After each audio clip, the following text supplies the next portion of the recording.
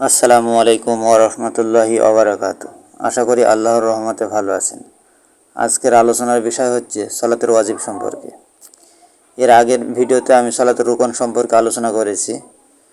তো ওই ভিডিওর লিঙ্কটা ইনশাআল্লাহ এই ভিডিওর ডেসক্রিপশন বক্সে দিয়ে দেব, আপনারা চাইলে দেখে নিতে পারেন।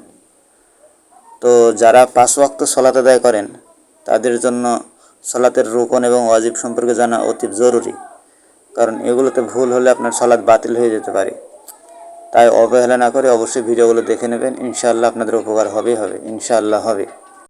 তো চলুন আমরা আজকের ভিডিওর মূল আলোচনা শুরু করি। সালাতের ওয়াজিব হচ্ছে 8টি।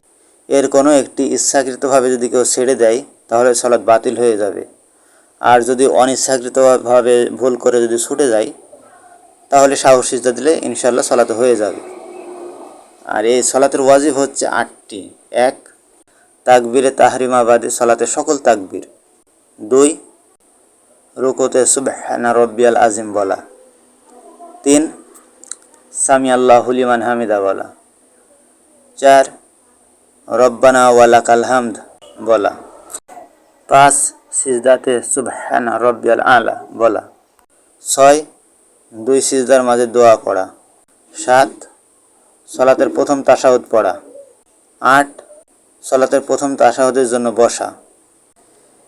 এই 8টি হচ্ছে সালাতের ওয়াজিব।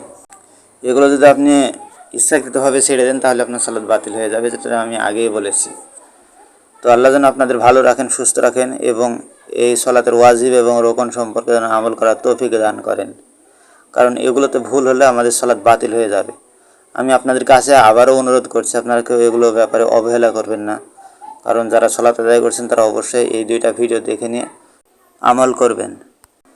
আমি এটা বলছি না যে আমার কথাগুলো শুনে সাথে সাথে আপনারা আমল করবেন। আমার কথাগুলো শোনার পর আপনারা ভালোভাবে তদন্ত করে দেখেন আমি ভুল বলছি না ঠিক বলছি।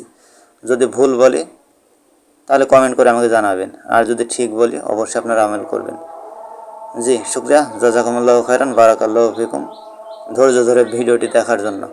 আল্লাহ যেন আপনাদের সবাইকে ভালো রাখেন, সুস্থ রাখেন। আসসালামু আলাইকুম ওয়া রাহমাতুল্লাহি ওয়া বারাকাতুহু।